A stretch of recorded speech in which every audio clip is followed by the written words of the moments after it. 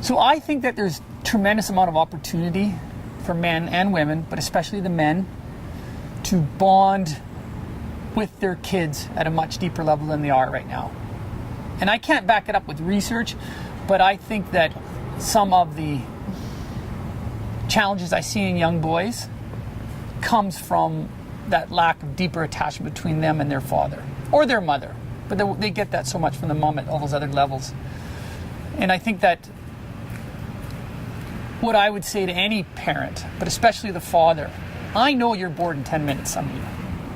You know, I know what you're thinking, you know, but if you can push through that, and either, if you can't sit in the sandbox for 20 minutes with the toy, totally fine, but create a win-win experience for you and your child.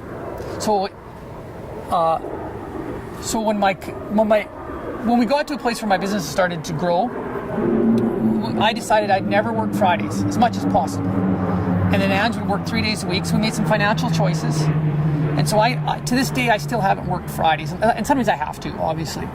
So that means I had a whole day with Rowan, because she wouldn't go to daycare.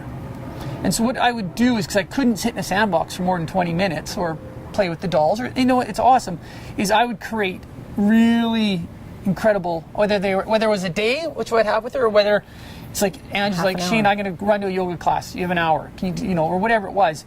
I would really be conscious of creating an activity where I wasn't so much about my kid, it was about just get rid of everything, just do your best to get down and bond with him or your child.